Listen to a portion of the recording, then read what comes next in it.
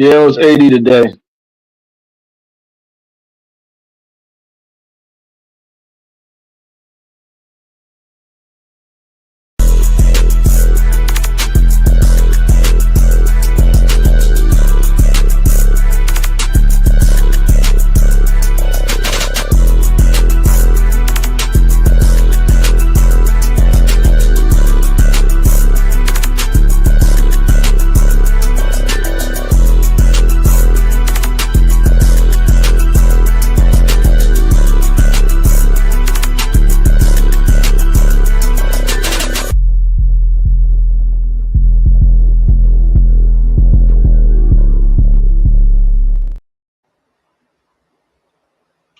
What is good, everybody? It's your boy Ed from the Kings of the Palace here with my boy Rich, Bezel What up, Million though? Dollars. How you doing, man? What up, though? What up, though, man? Yeah, y'all, we coming at you tonight with an emergency live, y'all. The Pistons force a game six at home at LCA, y'all. And we just wanted to make this to follow up on our last live we did, guys. Because we wanted to address a few things. It turns out, here at Kings of the Palace, we don't know everything, right? But we do know some things, and everything we spoke of last time was rock solid. Rich, I'm gonna let you take it away, man. What did you notice here tonight that we were 100% spot on with? Well, one, you got their two best players, Brunson and Towns. If you look at their like Towns, he has 17-11. It looks good, right? But if you watch the Mm, game, man, you were in his head.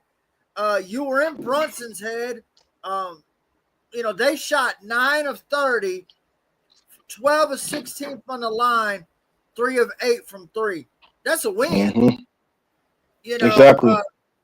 you said it before we got live to me, and when you called him game down the middle, Brunson has no chance on Asar, none. At all. At all.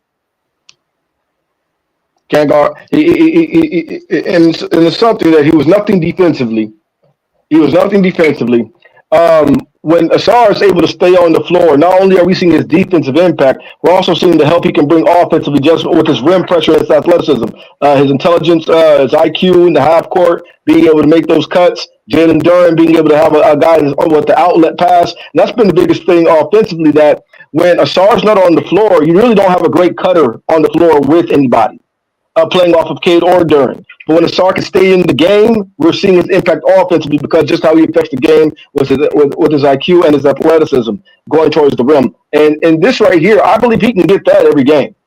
If the refs allow him to stay on the floor, he can get that every game. And the thing is, man, he really didn't do much different than what we've seen in the other games. Really, he didn't. And we said on the last live, guys, this is by design how the refs are clearly targeting Asar Thompson because they know the impact. And lo and behold, as soon as we get a game where the guy is not in foul trouble by halftime, you see the kid completely shut Jalen Brunson down. Completely shut Jalen Brunson down. And I'm gonna be honest with you, that'll be the story of it. That will be. And if I'm wrong, I'll just take the L. That's fine. But I guarantee you, I'm just gonna say it here first. If we see this, where Asar can actually stay on the floor, there's a slim chance that the Pistons might be able to bring this back and win. Because there's constants here that aren't going to change. If Asar can guard, this is how confident I am in the young man. If he can be allowed to do his job, Brunson is going to. This is what you're going to see from Jalen Brunson. This is what you're going to see. And that's the head of the snake. Nobody cares what Cat does. Cat can have a great game. If Brunson's not having a great game, that Knicks offense is not that good. And we saw it. It's he'll hit the occasional 30-footer like we talked about. Keep him out the paint. Occasional drive to the bucket, but he's not on the block calling for the rock, posting anybody up. He has trouble posting up a smaller Tobias Harris. The key to beating the Knicks is go right after Jalen Brunson. And that's it. Take him out of his rhythm, and you can get the dub. What do you think, Rich? I mean, I tell you one thing. Other than foul baiting, one terrible. thing the Knicks are good at. Gosh, damn, do they make a lot of lucky shots?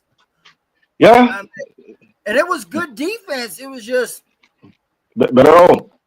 you know what I'm saying? Like, so you take those away. I mean, you could do a whole bunch of take this away, take that away, but regardless of the fact, I am frustrated. I think it doesn't seem like Duran's scoring ability has been there, but I thought he was really active today. He was doing really good on that when him and Cade were doing the like pick and pop or high post screens, and then or dive into the basket. They ain't got no answer for that. None. No, they don't. None. Because if you take that away, you're going to free up the shooter. So that's what we need. Duran, and that's the frustrating about Hardaway and Beasley right now. They're getting the shots. Cade, Duran, and Assar, they're getting them open looks. Yes, they got to knock it down. You got to knock it down. And and I want to speak to something real quick, like we talked about last night on live, guys. One of the things we noted, right? Jalen Duran defensively in Game 4. What did I say, Rich, about that? He was in almost an exclusive territory to where you have these, subpar defenders. We don't have defensive personnel that can actually knock down a shot. And when you have guys that are this bad defensively on the perimeter, like Beasley and THJ, that have to play these lion's share of minutes on the wings, this is what you're going to get from Jalen Duran defensively when you already have to guard a prolific 5 and a prolific stretch 5 at that. And so he's already going to have a tall task guarding Cat, but yet alone when he has to make up for the lack of impact on the perimeter with his wing players. So watch this. What did I say, man? Asar Thompson stays on the floor, or Ron Holly gets more minutes, you're going to see JD hold this position at the 5 and guard the rim very well. What happened? He actually looked great defensively tonight. And this is what I'm talking about. It's funny you brought that up because this morning I got in a battle with one of the chats that I'm in. There was one other guy that had my back, but they were slamming Duran, and then they backed up my own point, trying to trash him. They were like, he's only good on defense when Assar or Holland's out there. I said, no shit, Sherlock. That's the point. When you actually have guys that can guard on the perimeter. Yes. Yeah, and we were and then we were asking when we asked Day Day. I'm like, and then we still want to answer for this. When my boy, shout out to my boy Day Day. I hope you have a good night, man. But when we asked Day, like, dude, name me one other elite center who's surrounded by garbage perimeter defenders and still looks like he's an elite center defensively. Who? And on what team? Where is this guy? See what I mean? No, so crickets. No, we don't know. There's no guy starting in the NBA who looks elite defensively, but he's surrounded by completely garbage defenders who have the lion's share of the minutes there. No. JD is in kind of exclusive territory, man. He really is. And I'm a guy that was on JD's behind early in the season, etc. But as soon as we got a competent, not only a competent, but an elite perimeter defender, just like everybody else, Jalen Duran's defensive rating went through the roof. And lo and behold, when you get a guy that can actually guard at a high level on the perimeter to where JD does not have to make up for the mistakes of the perimeter and have to guard an elite 5, he actually looks like he knows what he's doing at the 5 defensively. Yeah. And this is the impact. It's the same thing in football, right? If one person ain't in position, that puts everybody out of position. Because like you just said, you're trying to cover for the next man. So it is the domino effect. A couldn't get where he was supposed to, so B's trying to cover up. He can't get where he's supposed. So C's trying to get where B and A were supposed to be. Now you just whole fuckwad of problems. Sound like geometry. If you do what you're supposed to, and everyone's supposed to be where they are, Mm-hmm. you don't have these problems. And now, like some of those lucky shots I was saying, like there was one on Dennis, but he had good position. There was one on Cade. He like if you play good defense and they still make it, hey, you're just a better one. Hey, there's nothing we can do about that. It is what it is. But when damn Beasley's fucking falling all over the place, he reaches, he can't move his feet. Like you would think he's 400 pounds. He can't move his feet sideways. Am I lying, Ed? No, That's you're his not. problem. He opens up and just lets the guy right by him instead of sliding like a linebacker, like you're supposed to. That's his fucking problem. Yep. As soon Once as again, Lauren, he opens up instead of sliding his feet. once again, man, lo and behold, we actually were correct, man. We actually were correct, and this is what we're talking about right here, man. If the Pistons are given a chance to beat this team, you're not going to see much of anything different from what you saw in the regular season. That's it. When we are actually allowed to play, when you don't have to worry about the Knicks and the refs, this is what you're getting. And for the most, and then I'll be very honest with you. I said this is the most fairly officiated game I've seen this series. But even this was suspect in many areas. What we tell you, as soon as the Pistons have a lead, stimulus package of foul calls come in. Stimulus package, EBT, send them. I need my COVID check. Hey, did you see where Jalen Durham, Brunson was on the floor, and Jalen Durham said, "You flopping motherfucker." He wasn't lying. I was laughing. Hey man, that man. He wasn't lying. I told y'all, bro. Hey, y'all laughed when I said, bro, he one twister away, bro. He's like fucking. I can't even think of like peanut brittle, bro. He brittle as fuck, bro. Like, swear to God, bro. I'm smoking that look, man. right now, and I ain't in my setup. Bro, look, I'm gonna tell you this right now, man. It's a meme going around the internet, right? Where they say what happens when Jalen Brunson goes to the locker room. This is all these prosthetic legs they got sitting up there on these racks. Bro, it gotta be, bro. Give me ankles, bro. Swear to God, bro. Yeah, man. It's wild, man. Shout out to Tobias tonight, man. The dude played 43 minutes. He had 4 blocks, 2 steals. Like, I know people don't give him credit for his defense, and it ain't like it's not Osar, but that credit goes to elbow, bro. I think he got elbow. That's when he started balling, bro.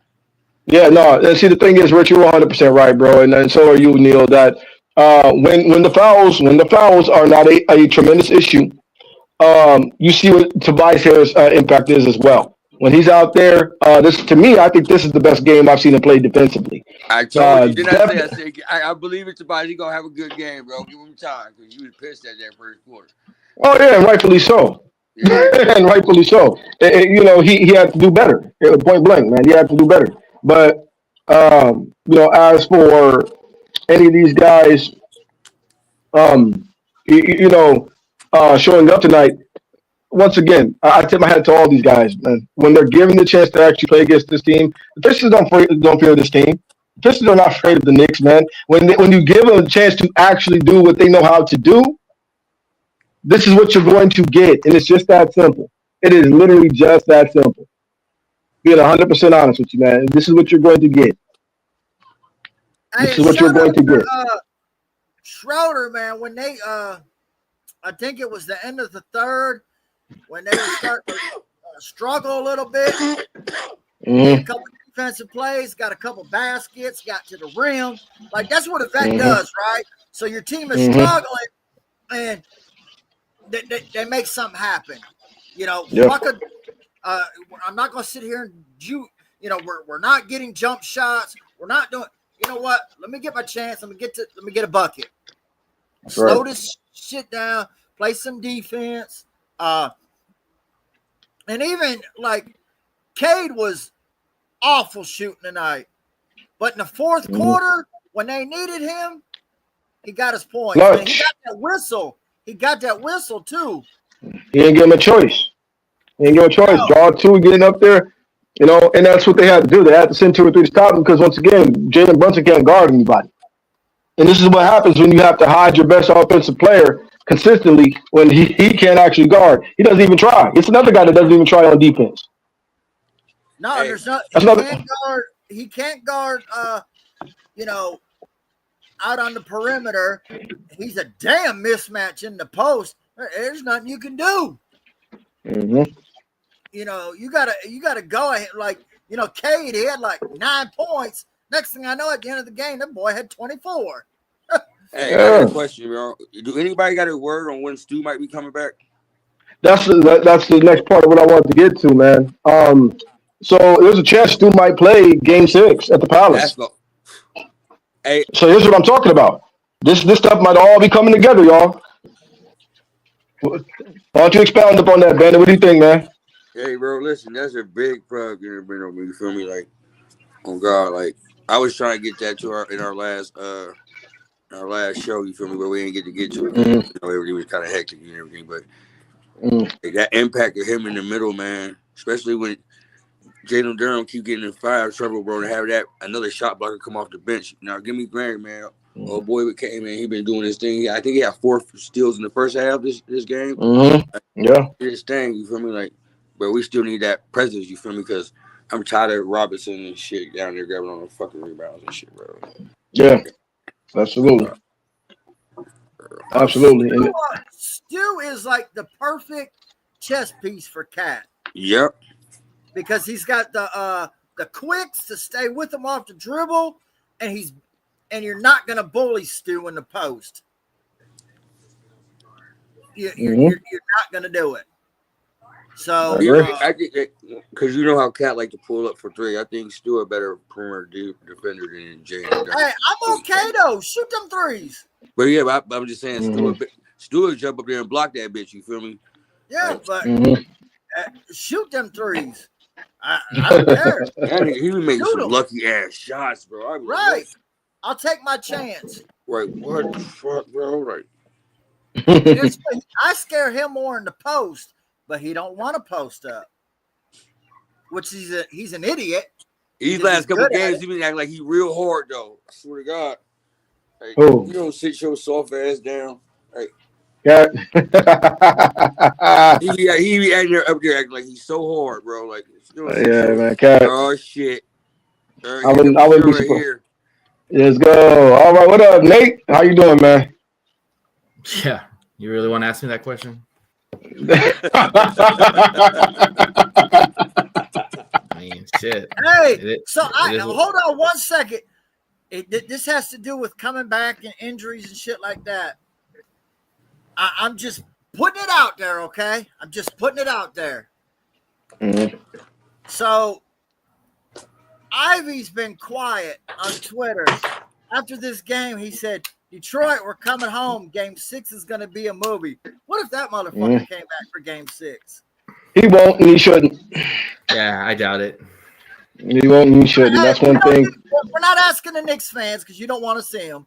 But, no, I'm just saying, I'm not saying yay or nay. I'm just putting it out there. I'm saying that young man also has to be able to worry about his health, man. Like we can't, that should not even be asked of him to come back. You know, you broke your leg literally. People with non-weight bearing or people with non-weight bearing bone in that sense. We still talk about this damn talking. What's we call coming back, bro? Like, can we stop this, bro? Like, well, J.I.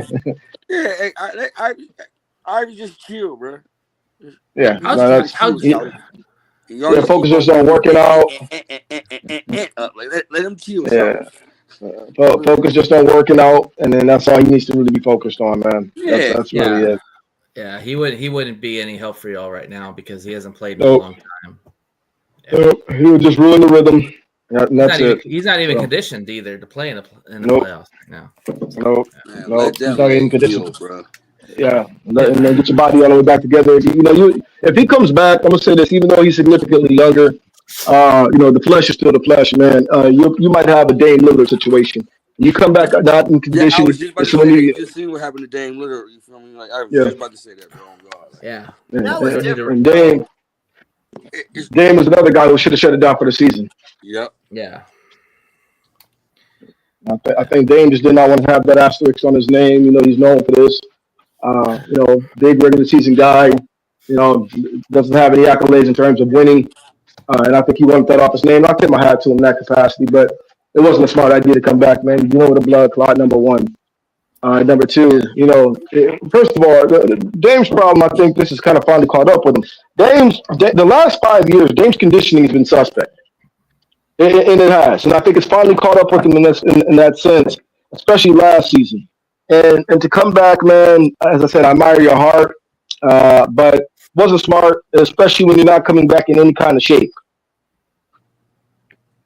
Especially at 35 years old, man, you need some time to recondition, get your legs, 100% back, get your body 100% back. You don't have that youth like that when you're 25. You can just snap back in some cases. And even at Jay Knight's age, I wouldn't want him on the floor, man. Take this off season, get yourself 100% healthy, and then we'll see you next year. Yeah, and that was his other leg too that he got the Achilles on. Yep. So bad luck. Yeah, I mean, that's just body not being in shape, man. One leg is weak or getting back together, and your body has to compensate for that and mess around, blow your Achilles, and that's just what happened. It's unfortunate, but it's what it is. Yeah, I like Dame, man. He's one of my favorite players. So Nate, man, what do you think about tonight's game, man? I mean, I called it from the get-go. I told y'all yesterday, if New York didn't come out and really put it to them early and kept Detroit in the game, Detroit's going to come out with a lot of energy, and they did. And they played probably their best game of the series, in my opinion. I know they won the last game, or they've won a game already, but this is the best game they played. And Sir Thompson played his best game of the series, probably best game of. Yeah, he was allowed to. He was allowed to. That's the big thing with that. He was actually allowed to. This is what a SAR can do when the refs actually let him be on the floor. And he was not getting BS phantom calls. Yeah, I mean that's fine. But the thing is the way he was aggressively offensively. That's really what was impressive. Because he wasn't in foul trouble, so he could be on. Exactly. But even when he was on the floor, at times he still wasn't that aggressive. Because he was in foul trouble. What's trouble, bro? How many minutes has Asar played the last 3 games, man, on average? This is what we're talking about. This is what we mean. All of this is by design, man. We covered that, and this is the thing. We accept that. This is the Detroit Pistons versus the New York Knicks. Small market, big market. Like we talked about last show. We accept that. It is what it is. However, getting back to that point, we were correct. When do you actually allow our players to play? This is what you get. So can I answer your question real quick, Ed? Yes. I'm going to start from game 1 till tonight, okay? Mm-hmm. Yes, 22, sir. 22, nope. 20, 17, 21, 28. Exactly. Okay, so yeah, I mean exactly. Whatever. No, you can't get a rhythm, especially with 17, 22 minutes. You can't get a rhythm with that. The aggressiveness, regardless of the fouls or whatever you want to say, the aggressiveness of Asar on the defensive end and the way he was playing at the rim on the offense, that's really what was the difference of this game. Because Cade was not good this game. Jalen Brunson was not good this game. Cat was not good this game. This was basically like Asar Thompson and Jalen Duren. Like those guys grew up tonight. And if you can ride that momentum going into game 6, then it's going to go game 7. But what star took over the fourth quarter? Once again, Cade was good when it mattered. He made plays at the end. Yeah, there's no doubt about that. Don't but I'm just saying he had 13 fourth quarter points. Yeah. You feel me? Yeah. But he had 13 fourth quarter points and 3 assists. Right. But most of the game he wasn't really a factor. You're right. Like it was Asar and it was right. And Tobias showed up too. Yeah. That's the point. That's the point. Especially it's because of the defensive scheme of New York. They actually did a good job defensively, And it is what it is. So yeah, sure. Role players stepped up and did what they were supposed to do. Yeah. And then when it's time to win, the star steps up and closes them out. Yeah, the That's best. so that's basketball today. Yeah, That's exactly what that was. Played tough Detroit basketball today. Started on the defensive end. You feel me? Always started on No. It was great. It was great defensive, like how y'all played, no doubt. I mean, but the reality is that New York's two biggest stars didn't show up. And because of the defense. Well, hey, that's crazy. Because of the defense. I'm gonna say this, bro. Jalen Brunson got shut down. Period. That's what it is. He didn't have a bad shooting night. He got shut down. That's what that was, man. Just like he was getting shut down. Go ahead, man. Let me let you finish because I actually want to make this point. Go ahead. He also missed some shots too that he should have made. Okay, but yes, the defense was tight. I give credit to Sir Thompson. He balled out and he really locked down Brunson. But Brunson missed some shots too, like some easy bunnies that he should have easily made, and he didn't make them. And then Cat was, of course, Cat. One game he looks great, and the next game he looks pedestrian. So I don't fucking know. Yeah, it's the mental game with him. It's the mental game with him. That's been Cat. Yeah, that's Cat. Yeah. Well, I'll say this, man. One thing that's evident for me is Brunson is, and I mean this by and large, Brunson is truly the head of that snake. It almost doesn't matter if Cat has a good game. If Brunson's not the guy that's leading the charge, it seems like it's almost unimpactful. And he had 17 and 11. It a couple good threes, etc. That's a good, solid game, but you just didn't notice he was really on the floor. It's too quiet of a game. That's too quiet of a double-double. It's not impactful. And so that's one thing I think that, I think it's kind of an obvious issue with New York offensively. That, if it's not Brunson that's spearheading the charge, it doesn't really matter if another guy is. Oh, yeah. I mean, he is the best player on the court for the Knicks. I mean, like everything goes through Brunson. If Brunson is not playing well, then nobody else can benefit from him. But the thing is that like I don't know, man. I mean, it is what it is. They didn't show up. They didn't show up. I'm not making excuses. They didn't show up. Y'all showed up. On to Game 6. That's really what it comes down to. Hey, I think that gonna be lingering too, bro. On guard, like what's that? Yeah, he's not 100% with that ankle. There's no doubt about that. Every time he goes down, he always rolls that ankle. Like, yeah, he's gonna probably have to have surgery in the offseason. So yeah, I don't know, man. Brunson, the guy, man. I don't know. I'll be honest with you, dog. I don't know how much of that stuff is legit. I'll be real with you. To me, it seems like no. I'm talking about with Brunson, man. So a lot of that mess seems like an act, as far as I'm concerned. I think what goes on there is prosthetic leg. He gets out there. He's getting. Go ahead, boss. No, I'm saying that's your opinion. I mean, he gets out there. He's getting cooked defensively. When he's cooking offensively, that man is healthy. When he's out there, he can't guard anybody. He's getting exposed and have to play defense. All of a sudden, mysterious ankle injury. Legs give out on him, man. My legs is tired, boss, and all that other mess, man. Nah, but I'm not buying it from Brunson. Biggest actor in the NBA. He also did extend. He also did have an injury before the season ended. That was an ankle injury that he was out for a good minute. And he looked good when he was going off for 30. It's called adrenaline, man. Sometimes you play on adrenaline. That Detroit game, he played on adrenaline after he rolled that ankle again. Yeah, I don't know what they be shooting with him up with in the locker room, but he be going to the locker room. It is what it is. Now, I've ever heard. Yeah, now it's on y'all. Now it's on y'all to go home and play in front of your crowd and get that win and take it to 7. Because exactly, you're right. I agree. Nothing matters if you guys lose the next game. It doesn't matter. Correct. Yes, that's true. I agree. If we lose the next game, because we out lose the next game. Well, no, what he's saying is none of the progress you made here, this win doesn't matter if you lose in Detroit, which is 100% correct. But this goes to what I'm talking about, man. This goes to what I'm talking about. If this series was being called correctly, the Pistons could easily be up 3-1 right now. I'm going to say this: the series could be over. This is the series, and that's not. And look, look, New York fans knows that's not a reach. I'm not gonna argue with these calls. That shit be bad. It is what it is. I mean, what the fuck? If they know this, I mean, let's be honest. That's crazy. Let's be honest, though. and I said this to my a group of friends of mine. New York has the better players, and we have been in every single game. Yeah, you have. Absolutely. Yeah. You guys have Absolutely. 2 all-stars. We have 1. I'm aware. You Absolutely. have better role players than we do. Much better. Much better. Hey, man, and folks say, hey, would you want OG Anunoby and Mikal Bridges on the Pistons? Absolutely. You don't even got to tell me twice. Absolutely.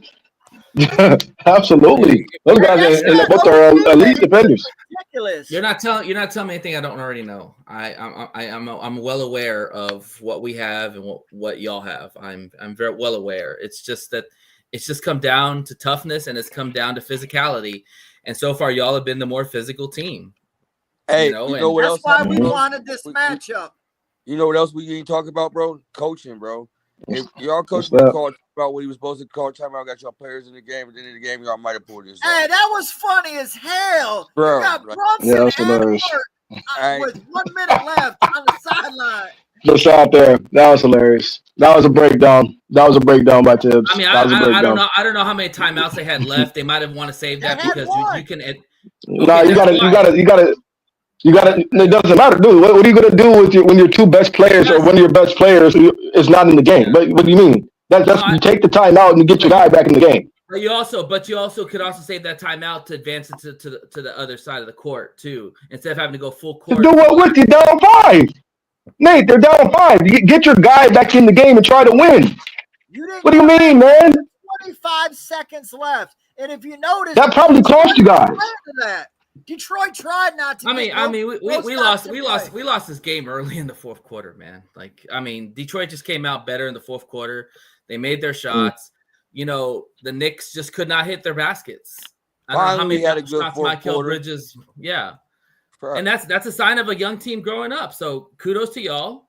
Like I said, none of this fucking matters if y'all don't win next game. It's just simple as that. I disagree with that. Okay, well, that's fine. And I'll tell you why. I'll give context on why I say that. Go for it. This is you said it right. This is a young team. They've never experienced winning until this year. So that does help. So yeah, you lost. Yes, you did. If that's the case, you did. But you've learned how to win. You won every single game. So this is part of the experience. Every single winning team, whether it was the 04 Pistons, the Lakers, I can go on and I could bore y'all to death. But we if you watch sports, you know, what is it? 9 out of 10 teams, or 90% of the time, you got to lose before you win. Golden State, yeah, but you haven't won a home game yet in your place. Like, to lose 3 home games, that's hurt. Let me say this, man. Let me say this, bro. If the Knicks were legit in anything, you have no business losing a game to a team like the Pistons. Like, come on, man. Like, this is what I'm talking about with this. You have no business losing a game. This should be if the Knicks were legit anything, but a second round playoff cap team, which is what they are. Same as us. How are we? Think about this. We're not going to beat Boston. And Boston is going to be advancing. We're not going to beat Boston in the second round, and you guys aren't either. That doesn't make any sense. That a team like the Pistons, with one legit stud on it, has the same ceiling you have with 2 All-Stars and 3 elite 3-and-D players. That doesn't make sense, man. And you know it doesn't, man. There goes the coaching. What do you mean? What do you mean we haven't won a game at home? So what? But that's embarrassing. This game. If embarrassing what? How is it embarrassing? If you're the young team and you have all the momentum and you know that you got a chance to win this series, then you guys got to hold your own at your house. Because that's part of the youth. Not only that, that's the point. It's harder to win on the road, especially in the Mecca of the Garden with all them celebrities. That's harder. Okay. Exactly. Exactly. Y'all tell me y'all can't go home and win at least one game in the series? Listen, we'll see. We'll see. But go ahead. Crowd. Shit. Let's put it like this. Neil, go ahead. We ain't even fucking supposed to be here. You don't think we fucking, no matter what? No, like, We ain't even supposed This to is house money. be here, man. We wouldn't even fight. This is literally house money, man. Came in, you feel me? So people Nate, right now let in me ask Detroit you a coming off question. 14 fucking wins to being in the playoffs. Why wouldn't they be happy? We ain't gonna lose. All right, six, yeah, that's fine. Let me ask you a want to argue question, 3 Nate. straight losses at home? That's fine. Nate, No, Nate, we ain't. What do you mean? Dog, Nate, so hold on, man. Rich, go ahead, man. Make your point. Yeah, go ahead and make Let me your ask point. the question. What? And I want an honest answer. Just say it. Let's go. And Come on. I'm not gonna be on very long. Let's go. And I'm gonna ask my own guys this. If you guys lose, is this season a success? No, it's not. Ed, Bandit, if the Pistons lose, is this season a success? Absolutely. It was a success when we qualified for the playoffs, not even the play-in. It was a success to get in the play-in. You're coming off of, this is not what we did, what JB did this year, and this group has done this year has never been done in the history of the league. And that's not one of those ridiculous LeBron stat reaches. This is the truth. This has never been tripling your win total from a season, going from literally a catastrophic all-time losing record to coming in and making the playoffs, not the play-in, the playoffs. Then being 3-2 with the number 3 seed, who is built to, allegedly built to win a championship. That was my Yes, this is a tremendous success.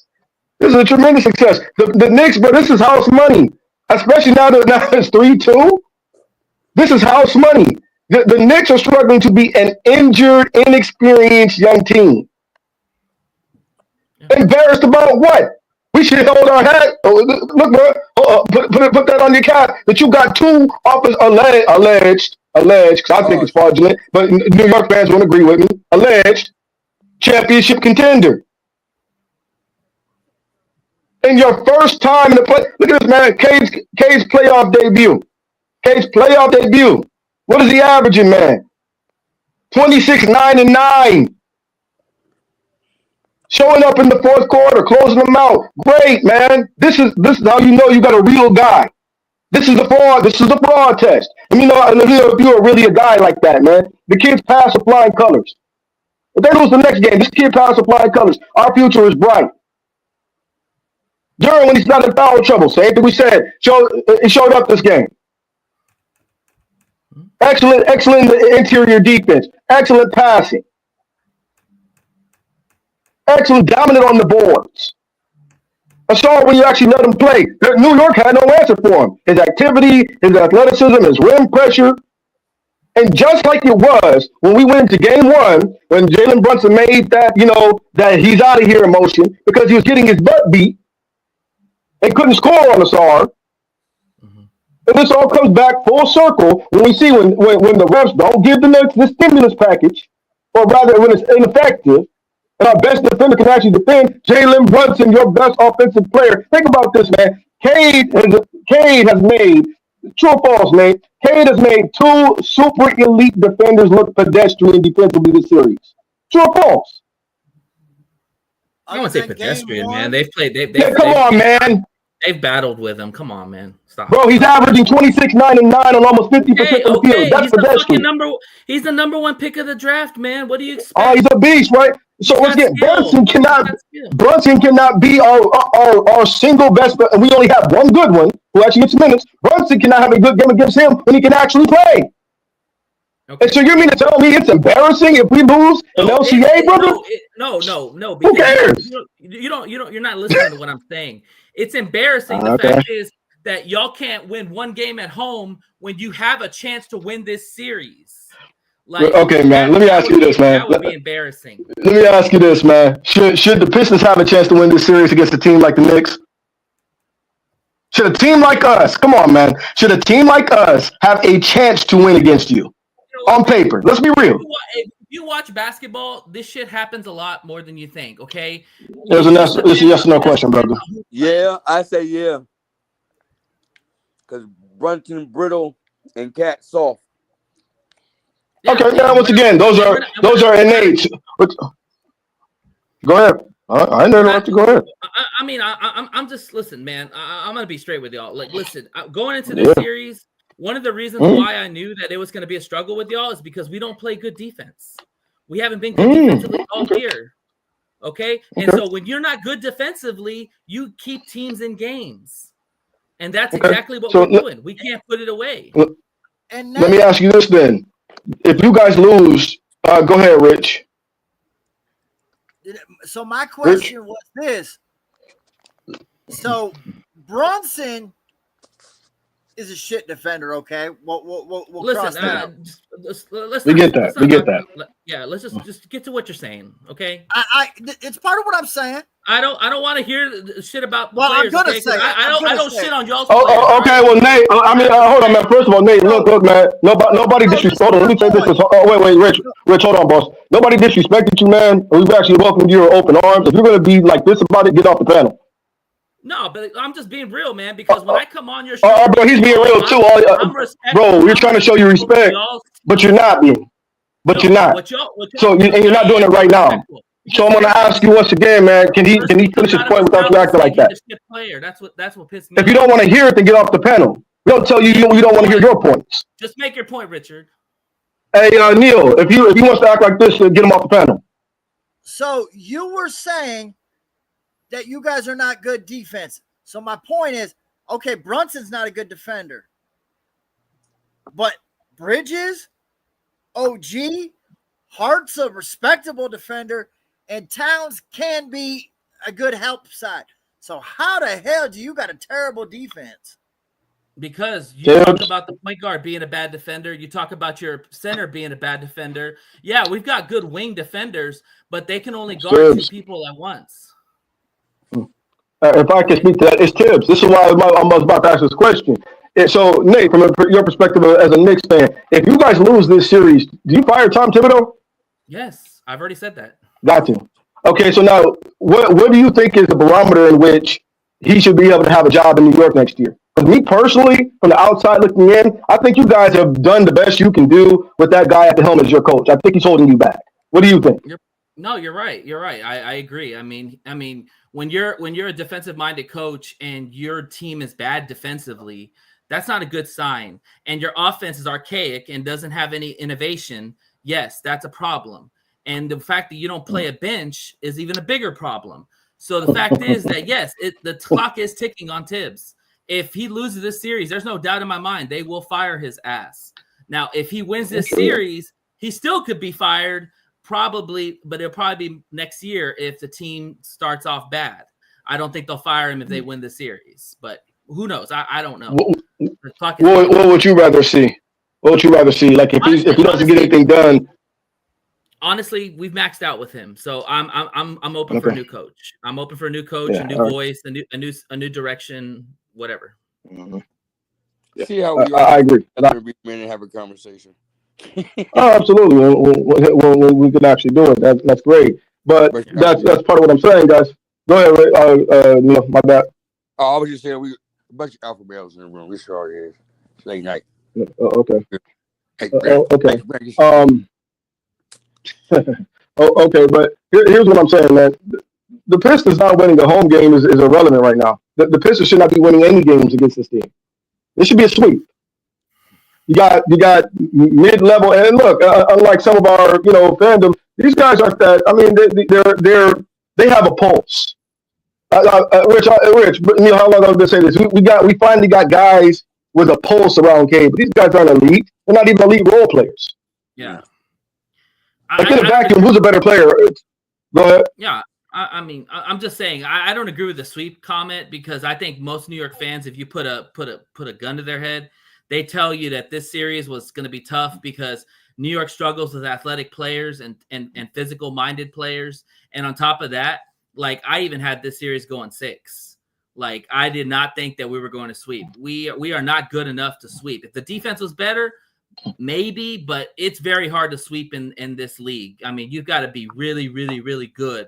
Like Cleveland, we're not even on Cleveland's level. We're not on Boston's level. Boston even lost a game, So I thought this series would be a lot closer. I said 6, so here we are. Game 6 is coming up, so we'll see. But I don't think it would ever have been a sweep. We are not that good to sweep this team.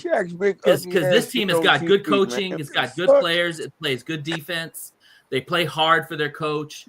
When you have a tough, gritty team like that, it doesn't matter the records. It just matters who comes out and who plays harder. And right now, the Pistons are playing harder, and the Knicks are lucky to be up in this or are lucky to be up in this series. I'll be honest and admit that. So my question to you is this, and this is an honest question. Seeing what we're seeing going into Game 6, and what's ahead of you, if you win, are you concerned as a Knicks fan? I mean, yeah. I mean, the struggle is, as much as I want to give the Pistons love, I mean, we should have already won this series. I'm not saying we should have swept them, but it shouldn't be this close, but because of the talent level. But the thing is that it is what it is. And yes, going forward, yeah, we got the Celtics right after this, who's going to finish out tonight, Orlando tonight. So they're going to have all the rest. 1, 2, 3 Cancun after this. Yeah, I mean, hell, we're probably going. I'm going to say it right now, we're probably going Game 7, because I actually think that y'all are going to show up at your house, play for your crowd, and really just take it to us. And then it's going to go Game 7 in the Garden, and we'll see what happens. I can't tell you. I don't know. I fucking don't know. I mean, I hope that we can come out and play with our hair on fire like we have the last 2 games in LCA, but I don't think that's going to happen. I think the Pistons are riding a very hot hand right now, and going home, this could get ugly. I really think the Pistons are they always say, if you don't put a young team down early and you keep them in the fight, they're going to get more and more confident, more and more momentum, and here it comes. They've been cheated. Yes, I don't see Cade struggling in Game 6. I don't see him having multiple games. I don't either. Who? What'd you say? Yeah. What'd you say, Rich? No, I said I don't see Cade. Yeah, Cade. Well, I mean, credit to the Knicks. Actually, I think the defense that the Knicks played was great. So some of that is not. Some of that, just like I don't think Brunson struggled, I actually think sometimes struggle can be used as an excuse for what the other team did. And I would say in this case, it would be used as an excuse to not giving the Knicks credit. The Knicks played a great defensive game on Cade today. All diet of tough shots, make him take tough shots, make him make tough shots, which he did. Make him come up clutch in crunch time, which he did. That you can't really ask anything better than that. It's the same thing as I don't think Brunson had an off game, just got shut down. That 3 that Cade had was huge. That was huge. That's clutch. Yeah. Clutch. And when you get a guy like that who's never been in the playoffs before, getting more and more momentum, that's the problem. And that's why I'm saying that I expect y'all to really come out in this next game with hell on fire and take this to Game 7. I'd be shocked if y'all lose this game. In Game 6, if Duren and Ausar can have a game anywhere close to what they did today, and Cade has a better, it's a wrap. We're winning Game 6. I mean, if they can stay on the floor, that's all. That's literally all this series has been about.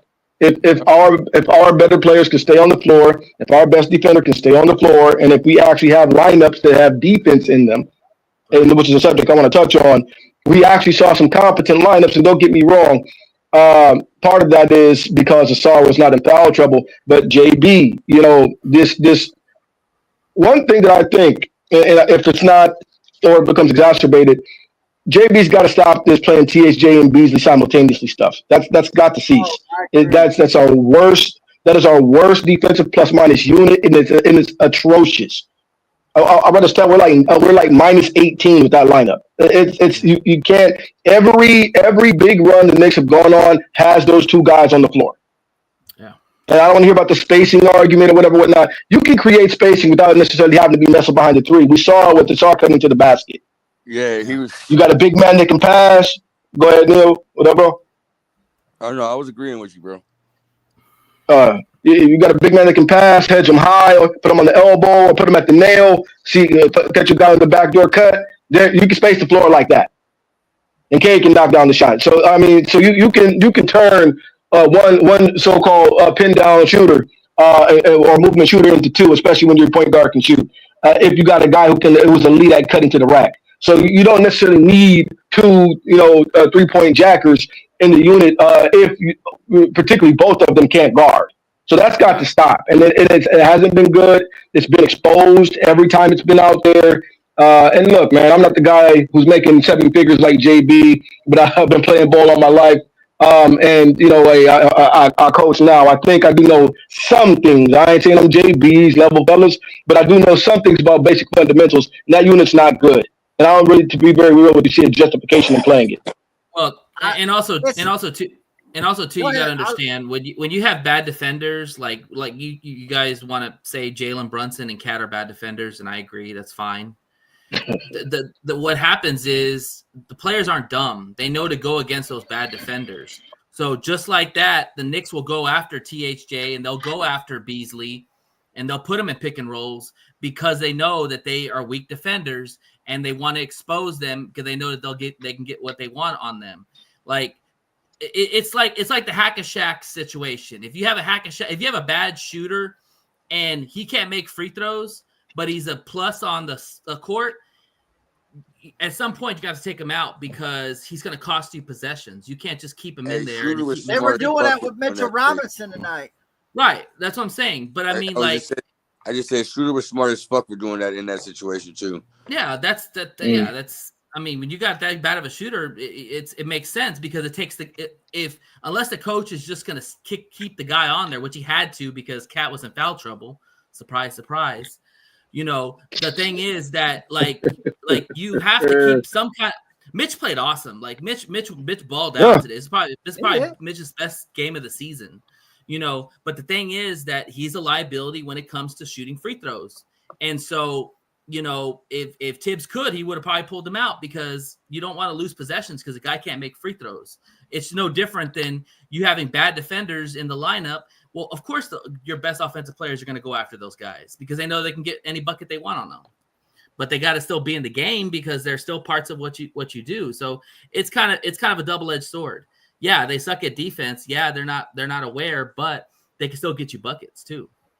It's not gonna happen, but I wouldn't. I would be okay with Beasley not touching the floor anymore. It's not gonna happen. I get that. You need Beasley on the floor, bro. Hey, for Rich what? Is wild, man. For what? Who are you putting in for Beasley? Please do not say Ron Howard because Howard played like crap tonight. He got exposed big time. You got Schroeder. Howard. I'd rather give those Holland. Holland. My bad. I'm sorry, Holland. I'd rather give those minutes to Schroeder. How many minutes did Beasley? How many points did Beasley score? Let me ask you this, Nate. 10. Yeah, 10. Yeah, 10. What is right now in this series? I'm not talking about what happened in the regular season. Yeah, I was talking about this series. What has Beasley given? He can't play defense worth a lick. Okay, at least but he can give you timely shooting. When? But has he? He's shooting 30% from 3. He's useless. He's made some buckets today. I mean, how many points did he have tonight? 10. 10. Okay. He made a couple, but that's it. Well, I mean, he's pretty good off the bench. I mean, but he hasn't been. That's the whole thing. That's the non-homer analysis, man. I like Bees as much as the next guy, but he's got to produce. This is the playoffs, and so like we talked about the last live, this is where you see whether it's the answer to some of these questions we have. Who are you going to pay here? This is where you answer that. I mean, and Beasley is. Here's the thing, man. I can deal with young players, and I'm a guy. This may sound like reverse of some individuals' logic, but especially when I'm coaching my young guys. I'm hard on seniors and juniors. I'm hard on upperclassmen, believe it or not. And why is that? Because I expect you know how to play. Exactly. You've been in the system 4 years, been in the system 3 to 4 years. You know my style. You know what we do. It is what it is. When you're out there stinking up the joint, not listening, not executing with all these mental lapses, or not giving the max effort, I'll pull you. I don't care if you've been here with me since you're a freshman. I don't care about any of that because you know what I expect. So when I get vets, this is not Beasley's first rodeo in the playoffs. He knows about intensity. He understands that. He understands what is expected. When you're not giving that, just like I want to touch on this real quick, guys. These blunders that we're seeing, majority of these blunders have been by the veteran players. So, for instance, Tobias settled down, but Tobias was doing way too much at the beginning of the game. Brother, you're not a ball handler. You're dribbling the ball up the court. You're trying to play make. That's not what you do, Tobias. Get on that block. Stay in that corner. You know what I'm saying? Pump fake, face up from the elbows. You know what I'm saying? From the baseline. That's your game. Pull up midi, knock down the corner three. That's your game. All that stuff you trying to dribble and penetrate, all that. That's not you. THJ, you can't dribble, man. You're a knockdown shooter. You're a standstill shooter. You're a movement shooter. That's what you do, man. You're not that kind of guy, and you shouldn't be trying to do those things. You know, smart pass, that's fine, but you're literally out there trying to act like you're Kobe, shooting us out of the game, bad shots. So, for instance, there was a terrible sequence. I would say, with 6 minutes left to go in the second, THJ comes out, jacks up a complete brick, ball goes out. They go at good transition defense by Tobias. What does he do? He comes up, 20 seconds on the shot clock, jacks a three. Yeah. You're the guys that should be saying, hey, young fellas, cut out that bull. Let's run something good. Let's get a good shot. Hey, man, you got two smalls on the floor. Let's get this mismatch with Tobias on the block. Let's get that. Let's go to that. Yeah. Simple basketball. They're not doing that. And so this is why I'm like, look, some of this time, B's, you're not producing. And the problem I have with this, I can see if a guy struggles offensively, that can happen. But the defensive effort I'm seeing from Beasley has been non-existent. Guys are literally running right past Bees. Like, tonight was terrible. Yeah. Tonight was terrible. It was hard to watch. Because I'm like, dude, you're not even you're not even trying to contribute. You're not even making it hard on your man. You just don't want to defend. You want to sit up there, stay in that corner, come off these pin downs and shoot and shake your behind like you were thought of something. That doesn't make any sense, man. You got to lock in. Yeah. He's got to lock in. And brother, you've been in the league 7 years. You know how to play, Malik, and you're not producing. Hey, that's why we got to see better play from our veterans. That's why I want more minutes from Dennis, because he can ball handle, he can penetrate, he can make a midi, he can shoot. Mm-hmm. He shoots good free throws. Beasley don't even shoot good free throws. A lot of 3-point shooters don't, believe it or not. Shoot a good three. And he plays pretty good defense. Y'all got to work on shooting free throws in general. It's not just Beasley, man. Yeah, that's true. He shoots or he plays pretty good defense on Brunson. The only where Brunson has the advantage on Schroeder is in the post. Schroeder's small. He does get him in the post. But as far as 94 feet and perimeter-wise, and Schroeder going around and fighting through the screens, he's very good at that. Schroeder's been very aggressive. He's been very aggressive with Brunson. You know, and when we went in that law, Nate, he slowed it down. He made a couple of defensive plays. He went and got a layup. That's what veterans do, right? You're struggling. You're not hitting shots. All right, let me get to the hole. That one where it was on the corner. Who the hell ran at him? Was it Bridges? It was when Duran, we shot it. Duran tapped it out. And he got it on the side in the left corner. I think it was Bridges or somebody come running at him. He faked it and then got him a little midi. Yeah, that's smart. Yeah. Smart veteran play. That's what you want out of veterans. You know, don't force it. Sometimes you just got to take what the defense gives you. Right. Yeah, this is true. But once again, man, you know, I expect everything you just described, Rich. I expect that to be, you know, the thought process of the young guys, slowing it down. Okay, let me learn to take what the defense is giving me. I'm just very disappointed with what I've seen out of the vets. And so, you know, to what we were talking about earlier, we were asking, like, who do we pay here? Who stays, who goes? I think, to be honest with you, even if we were to come back and win this series, I think we have an answer. If we could only keep one of these vets with us, that's on an expiring deal, you give Schroeder some money and let him have some stability for the first time in his career in a while.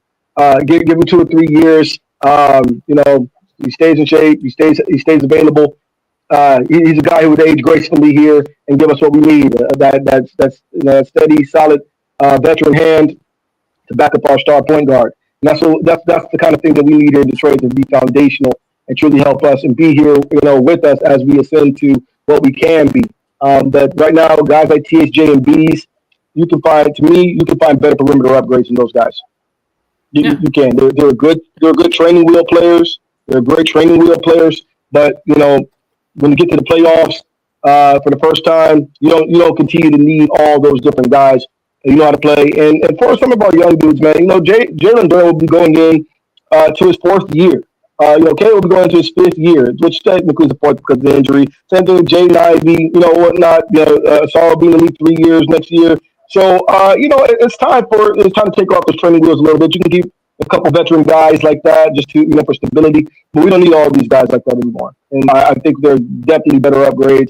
I think we need to be looking at players like Nickeil Alexander-Walker. Those are good 3-and-D players. I wouldn't even mind Dante DiVincenzo in a trade. Quiet as kept. We need some solid 3-and-D athletes, man. If we can consolidate some of these guys or a couple of these young dudes, man, into a star, so be it. Go ahead and pull the trigger. But it has to be done, considering not all these young guys can stay here and play anyways. So, I like what we have, but there'll be evaluation period once the season ends. They'll have to look at the roster and see what's. Hey, and if we do go and get like a Booker or Jabari Smith or Kuminga or somebody like that, whoo, we're one go-to player away from being. I think honestly, man. I think we should actually take a look at quiet as kept. Even though I haven't heard his name come up in terms of possibilities. It depends on how this series goes, but I would not mind getting the last 2 to 3 years of Kawhi. I like that. Yep. I like Kawhi. Because if Kawhi, let's say this, if Kawhi plays 60 games for us, right, with the kind of guys that we have, man, another year, a year older, another year of development, whatnot, give K to the actual guy, I think you're going to win 90% of those games, somewhere in there. So if you don't get you 60 games in the regular season, that's fine. Preserve them for the playoffs. I think that's great. And then whoever we decide to keep will benefit tremendously from learning from an actual star. Defense, too. And I personally am a big believer in what Bobby Clinton can become. Same thing, once again, Ron, Asar. We can't keep all those guys. All those guys essentially share some of the same similarities in position. Ron Holland, they're really kind of looking at to be a power forward of the future. And so, same thing as Bobby Clinton. He just got a redshirt year. I think the kid is got a nice package of skills that can really blossom. And so, if he hits his stride, Ron hits his stride, Asar hits his stride, Jaden Ivey hits his stride, you can't pay all those guys. So, for all the fans that grow to attach to our young players or our players in general, guys, you have to be realistic. We have to be adults. Not all these young dudes can stay. So don't be, like OKC, even though I know that they're not hurting for draft capital, but they waited too long to move Josh Giddey, and they only get an aging role player for Josh Giddey, who's a franchise point guard. That's not acceptable. So we don't want to be in that position. That should have been a couple first-round picks and a guy for what Josh Giddey gave Chicago. What did he have? 9 triple doubles or something like that after the trade or whatever? Like, come on, man. They got him into play-in. Yeah, you don't get just an aging Caruso for Josh Giddey. So we don't want to get just a scrub for a developing Ron Holland or a developing Asar Thompson or Clinton. It is what it is with that. So I want to touch base on something because in honor of our boy Drew, because he really wanted to go out there, but Drew ain't coming, man. Drew got his parlay in. Drew at the bar, so you know how that works. I want to talk about, man, folks on these platforms saying completely erroneous things. I want to address this, saying that you want to bench Asar Thompson for Dennis Schroeder. That's crazy. That's literally the craziest thing I've heard. You want to take the ball out of K's hands and simply move him over to the 2. Bench Asar Thompson and bring Asar Thompson off the bench because allegedly Dennis Schroeder, who though he tries, has been getting lit up by Brunson. Let's be honest. He tries, yes, but he hasn't been effective in stopping Jalen Brunson.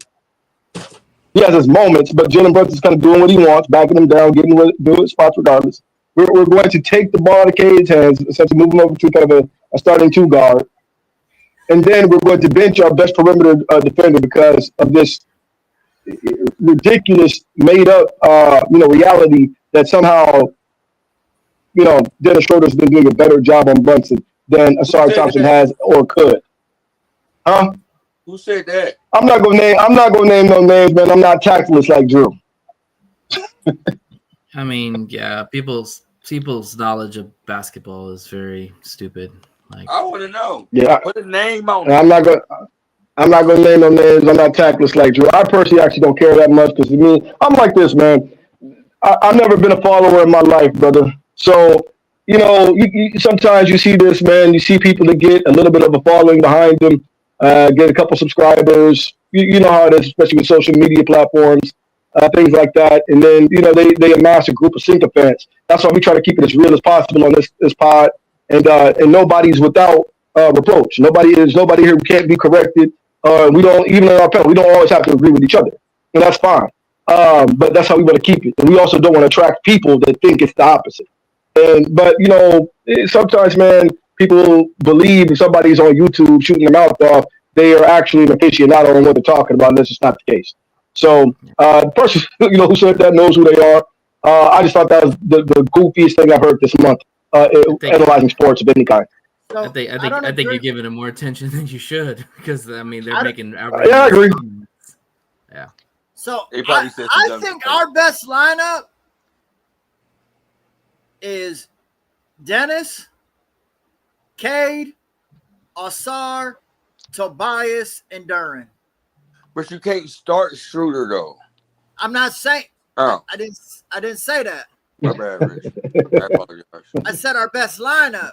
Oh, I'm So smoking on that. I've always smoking on had that this dick pack battle right with now. You people. feel me? Back, you feel I've me? always had this. Mhm. Remember Bandit when I was invited to Natalie's show when DeAndre Hunter got traded, right? And they were all, Hunter's gonna start. I'm like, no, he comes off the bench. Now he closes. No, he's better than. Okay, he is better than Struz. Just because you don't start, don't mean you can't finish. Yeah. Finishing is the ultimate. Look at Ginobili. Look at McHale. Look at Jamal Crawford. Yes. These are all Hall Robert of Fame Horry. caliber. Yeah. Horry ruins my point because he's not Hall of Fame caliber. I mean, Horry was very good, but my whole point is 6 men are very valuable. Yep. And just because you don't, but the whole point of a 6-man is what? You can get points and get your. You're basically offense. a starter, but you come off the bench. Yeah. And when your starters are on the bench, you got somebody that can go get bucket. Yeah. And honestly, it's a compliment to that player's game too. Exactly. But you can close with him. Yeah. It's honestly a compliment to that player's game because all that means is, look, man, when you come off the bench, the offense runs through you, and that includes our, so-called star player. The Spurs are a great example of that. Even with Timmy D on the floor, when Ginobili came off the bench, the offense ran through Ginobili. Right. Yeah. People watch ball. The offense ran once again 100% through Ginobili. You watch the bad boy Pistons, man. When Vinny came off that bench, he was getting majority of the touches. Yeah. Jamal Crawford, my Same thing. boy. I love Jamal Crawford. And quiet as kept. I think we've got a rude awakening. A certain guy needs to return to that role, and he can bud back into what he used to be. Tyler Hero. That's another guy who should be. But you look at his regular season numbers, man. All that. As soon as Jimmy left, as soon as you got in playoffs, man, as that number one guy, that number one. Yeah. You should be coming off the bench. I can give you 32 minutes off the bench. I can give you, look, man, just like they were doing. I can give you 22 shots and 32 minutes off the bench, Tyler, and kind of come in, run off, just do what you want. Yep. All right, y'all. Well, I'm gonna roll out. I'm gonna finish watching this game, and then get ready to go to sleep. Who's winning? But I just Yep. Denver's kicking ass right now, 72-59. Woo. Mm. Is that 86 to 72. 86-72. Yeah. Third? Denver. Can't stop Yoke. No, they got that momentum. But yeah, hey man, we'll see what happens in Game 6. It's best whoever wins. I don't know. At this point, I'm just kind of like perplexed. I'm like, I don't. It's whatever. And Show up, you don't show up. It's yeah. Win or lose, come back. Oh, I will. Without a doubt. I'm not afraid to show my face. It's not the best time to do it. I thought Bando was gonna do it tomorrow, so because okay. I'm not. So it's all good. But all right, you all have a good night. Thanks. Yep, you too, boss. Take it easy. All right. Yeah, I still stand on what I said, man. No, you're gonna come on Thunder. We're gonna show respect. Nobody was cutting him off, and so gotta stick up for my guy. That's what it is. I We talk about, we appreciate that, don't. I don't. Yeah, just saying. I don't want to hear it, so then get off the panel. Nobody's making you hear it. Nobody's making you be here.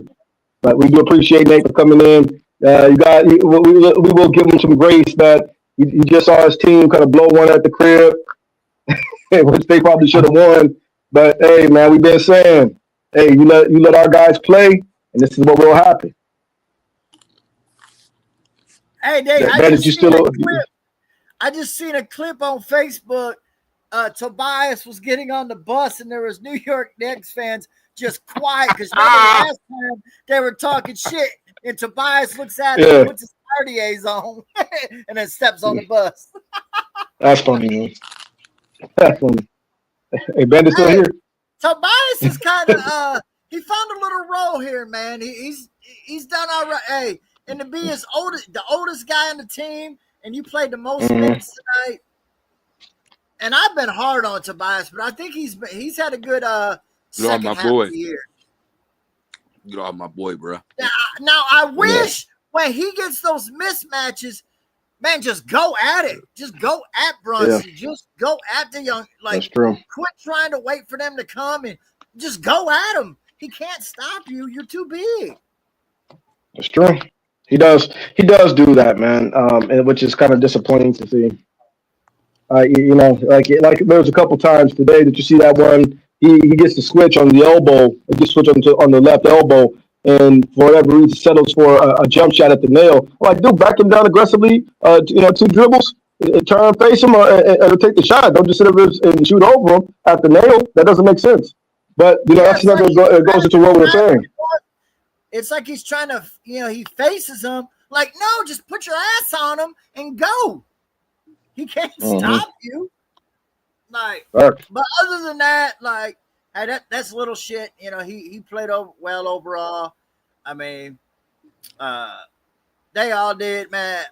I want to see, like, the athleticism, the hustle that Duran and Ausar showed tonight, man, because they were getting tips. They were getting loose balls. Man, they were excellent. Duran getting the hustle, throwing it out to the 3, catching Ausar on the cuts. Like, man, if they could continue that, I don't think New York can beat us. We'll see, man. But Nate was correct in his assertion that we do have to actually execute. We can't go up there, come here flat and flim. That doesn't mean anything. But, hey, tremendous effort by the guys tonight. Collectively, we talked about, we had our individual guys that we have an issue with. We gotta get something out of Bees. If we're gonna win this series, man, we gotta get something out of Bees. We got to get something out of Bees. We need some consistency out of THJ. He's giving us one real, good shooting game, but we need some consistency, man. 10 points on poor shooting with bad defense is not going to cut it out of Bees. And one thing I saw in the regular season, a lot of the time, and though Bees is not a good defender, he tried. He tried to at least be hard on this man. But this series, man, it's not. He's just completely ineffective.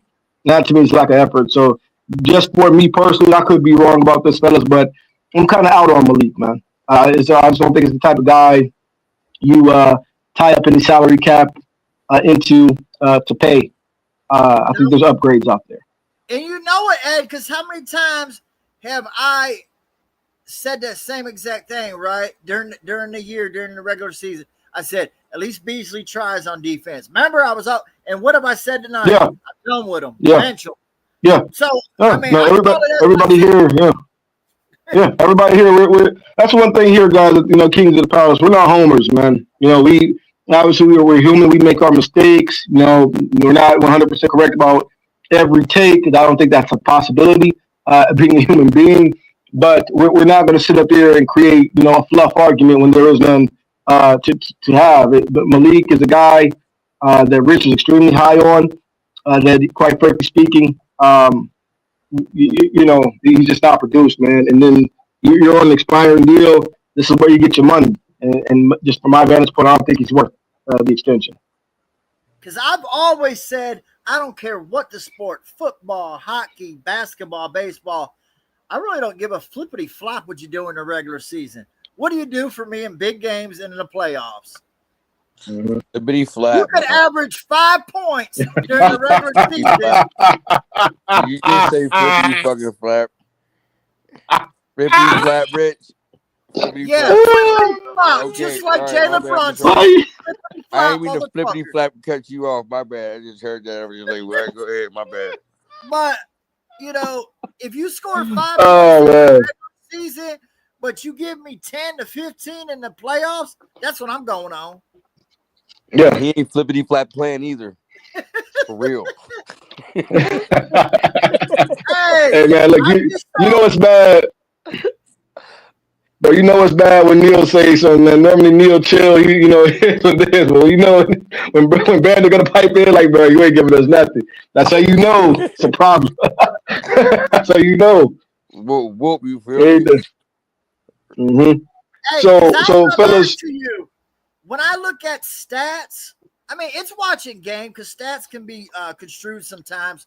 But like, I compare playoffs to the regular season. Did you go up or did you go down? That's what I'm concerned about. Your shooting numbers, all that. Does it go up or does it go down? If it goes up, you're a keeper. If it goes down, bye-bye, Felicia. Like I had to tell Steve today. Bad boys, we ride together, we die together. Bad boys, That's facts, though. All right, so I guess to close it out, guys, let's talk about what do you think we need to see, going into Game 6 back at home, man, with, Bandit, bro. What do you think, man? Just give us a list of things that we definitely need to come correct with, in your opinion. All right, first and foremost, the fans got to show up. You feel me? They got to show up and represent. Yeah. Coach's decision wise, man, you gotta keep. Don't. I ain't gonna. I was half sick. Boom. So you got on the defense lineup. You feel me? Y'all caught me off guard with this one. That's why I can't even show my face, but for real. Like, oh, bro. even that rotation where you can keep a score, but you don't take all your defenders off the court. Stu coming back, if he come back, that'll be a big part. Yeah, that'd be big. That would be huge. Beasley do need to start making his shots, and Tobias he keep playing the way he playing. That's what I think about that. Huh? And K ain't gonna have a game in these next couple games, so that was an anomaly. Yeah, I said a big word, anomaly. Just playing, but yeah, that was an anomaly. We never questioned your intelligence, Bandit. We never did. I be questioning it sometimes. Like, why am I doing this? No, you should. You shouldn't, man. You shouldn't. Once again, we're human. We're human, man. You don't ever doubt yourself. Yes, sir. Rich, what do you think, man? What do you think? Uh-oh. Hey. Yeah. Cade thinks he's Rasheed Wallace. What did he say? He guaranteed a Game 6 win. He said, we'll be back to MSG. Okay. All right, Cade. Talk your mess, young fellas. I guarantee you. That's what Cade said? Yep. Look, I remember when look, I believe him. But you know what? Hey, Cade, don't be like Mo Williams. Don't be like Mo Williams. Oh, you remember that? Hey, I remember when she said that shit. I was so mad. He said, "Put it in your head, paper middle. We will win Game 2." I'm like, "Oh, bro, come on." Sure enough, though, they did. And I can't. Hey, but that's okay. Hey, because what does that mean? That means Cade. Not only does your team win, you got to go out and you got to have a game. You got to back your shit up. I'm okay because, like him or not, what does Kid Rock say? It ain't talking shit, motherfucker, if you could back it up. And your boys better be there to back you up to make sure it happens. So that's what that go down to. Yeah. I mean, but if my best player putting his nuts on the table, shit, I got to ride with him. I don't know about putting nuts on the table. I mean, that's basically what it did. He said, we're going to win. Let's put your nuts on the table. Let's go. Flippity flop, motherfucker.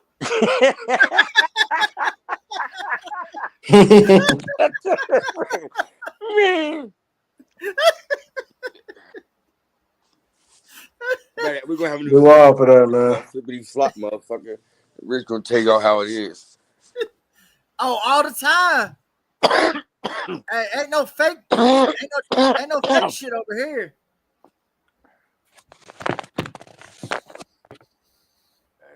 Yeah, no, hold on a second, y'all. I got slight audio. This phone. Who's your key player for tonight, Rich? Your player. Who was my key player tonight? Your player of the game. Player of the game. Osar. Ooh. Okay. How about you, Ed?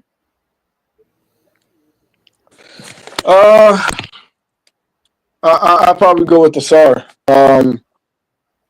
I say SAR and Cade. I think if they get, I know they're not doing the belt in the postseason, which is good, but I say SAR and Cade, simply because SAR because of the activity and he proving what he can do when the refs actually allow him to be on the floor, and Cade because the star showed up, man. It's just one of those things, and I don't want to be a broken record, but once again, questions are being answered, which is what I love about this series. Questions are being answered in this series, and part of those questions were, we know Cade's a star, we get that, but how far along is he? And he's proven that he is a lot further ahead than what anybody could expect to be at 23 years old. Actually showing up in crunch time in the playoffs, man, being that guy, demanding the ball, I love it. Some of these, I'll be very honest with you, man. I think some of these games, don't get me wrong, we understand the stimulus package refs, we get that. But some of these games are poor execution down the stretch because the best player doesn't have the ball in his hand enough. And in the crunch time, man, I want all those guys getting it off of the best player. That's it. All this whole. So when we had the near turnover, why is Cade inbounding the ball? Cade should be getting the ball, and that's been a problem we've seen all season long. That's because Durham last time he inbounded the ball and he threw that badass pass. Remember that shit? And we were saying we should have a guard fucking inbounding the ball. I think that was like game. Mm-hmm. Yeah, game two. So Cade should just be getting the ball, and so I want us to finish off with the ball in Cade's hands, and then that's just it. That's just it. So I personally don't want to see any more of the inbound stuff. We got good passers, man. Sarr can pass, Duran can pass. Schroeder can pass. Have Schroeder inbound and get the ball to Cade. But if we lose on the Cade game winner, I can live with that. But lesser players shouldn't be taking those shots. My key player was Jalen Durham's elbow to Tobias. You feel me? And made Tobias get his shit right. You know what I mean? He started playing right after that. You feel me? So like you said, he was playing crazy that first half. After that elbow hit him in his eye, you feel me? He got his mind right. You feel me? So shout out to the elbow. But yeah, my player of the game is shout out to the elbow. Brody said shouts to the elbow. Shout out to the elbow. You feel me? Ooh. This motherfucker think he was rocking shit. No, I ain't say that. Shouts out to the elbow. I said Jalen Durham's elbow. You feel me? The people's elbow. No, Jalen Durham's elbow. Yeah, Tobias ball, man. I can't get over that. My man said shouts out to that elbow. Got his mind right. You all man. But yeah, man. Closing out, I think that we getting Stu back would be huge, and I think this win was really important because I think this does give us a legitimate chance to get Stu back. I think if we can get Stu back, man, we've got a shot to actually win this series, and we'll see how that goes. But Cade's we just need Cade to be solid, and to be real with you, man. I think the star is showing us that he's serious. He's showing up. By and large, for us, we got to get the other guys to step up. That's what we need. We need, it's funny. That's also one of those things we've talked about. Fans, hyping up once again other players. I'll describe it lesser players, but those guys have to produce. And just, to your point, Rich, Bees gets the ball. He's not doing anything with it. THJ, you get the ball. You're not doing anything with it. You know what I'm saying? JD, like we touched base on, hey, I would love to see JD give us 13 to 15 points with his back to the basket a game to go with those 14 boards. But he's got to be more aggressive with the ball. He gets touches. Yeah. So these support players, these role players, they actually have to maximize their touches, and they get a lot of them. You actually got to knock down shots and be aggressive with the rock when you get it. Like Asar was aggressive tonight. He got the ball. Cade found him. Duran found him. So, this mythology that some of these guys don't get the ball enough, that's just not true. It's just about what they're doing with the rock when they get it, which sometimes is not enough.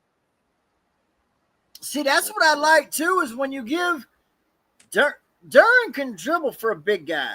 He can handle the ball. He can pass. So when he gets the ball at the top of the key and he makes his mind up, he wants to start dribbling, they come forward on him to stop him. And that was where Asar was so effective. He was cutting, and JD was finding him. Hell, JD even finds the guys open in the corner, Beasley, Hardaway. They're just not hitting them. So that's right. You were saying earlier, like, you got other guys on our team that, other than Cade, that can create. Yeah. Yeah. Use it. Yep. That's 100% correct. And it's just you got to take advantage of those opportunities when you get them. Not only is JD good at passing and dribbling, I think he makes smart decisions as well, for the most part. For the most part. Yeah, I would agree with that. But once again, that's just, with JD, it's a confidence thing, man. That's what it is with him. It's a confidence thing. That's part of the aspect I want to work. I really want JD to also, think about the mental game, in his off season, because if he decides to truly assert himself, he can definitely become a true 1-2 punch partner with Cade. He's got the offensive upside in him. You see the package of skills there. He's got to round out, come back with a serviceable midi. If you can learn to shoot free throws as a big man, you can knock down the 15 to 17 footer. Yeah. So that's what I want to see him work on. Jab step right, jab step left, left hook, right hook. And that's really all you need, man. You already can handle the rock a little bit, tighten up that handle, and you got you a nice little player there.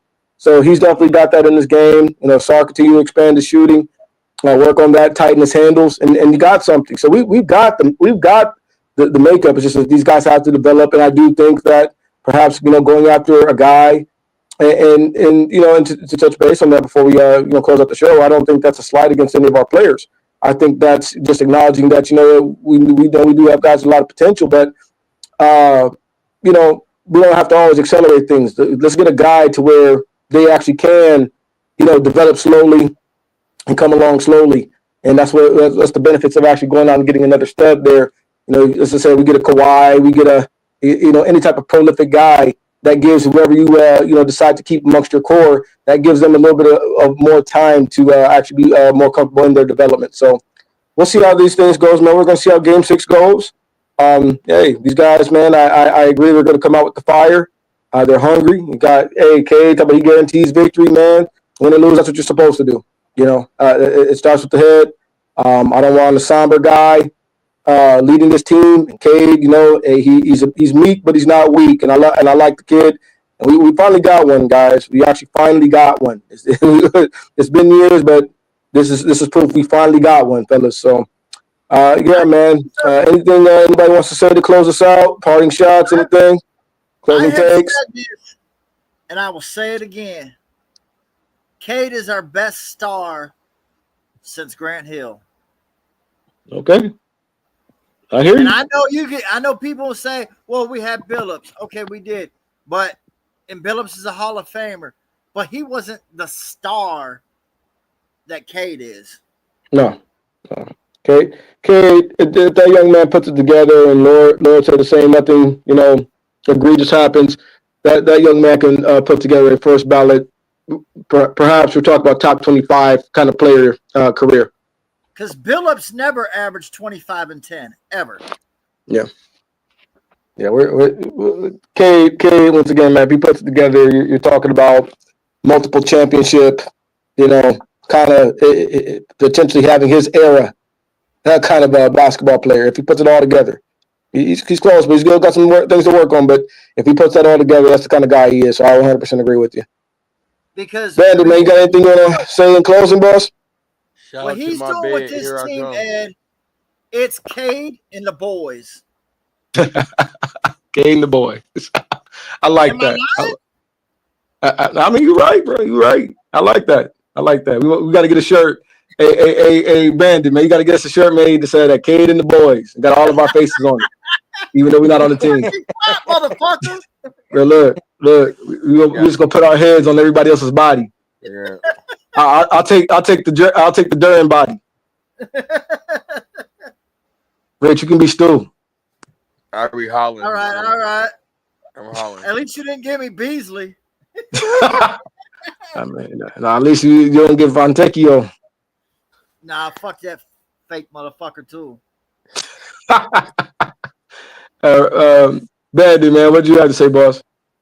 Shout out to my bed. Here I come. You feel me? All right, fellas, man. Y'all, it's been a little bit of emergency live, y'all. We just want to come in, touch base. Oh, my fault, bro. I didn't mean to interrupt you. Hello, you feel me? I got you. We just wanted to come out here, y'all. Come and support our guys. Let them know we take care of business. Game 5. We're going back to the crib for game 6, man. And then, hey, let's see what we can do, man. I think we can get it done. We can force it to 7. And hey, if the stars align, things come together, Stu is available. Guys, I think we might be able to do something. We'll see. All depends on what happens at game 6, y'all. So for everybody watching, guys, we greatly appreciate your time, y'all. Peace and blessings, abundance from the Most High, y'all. It's been a nice show. We're grateful, y'all. Peace out until the next one. Flippity flop, motherfuckers.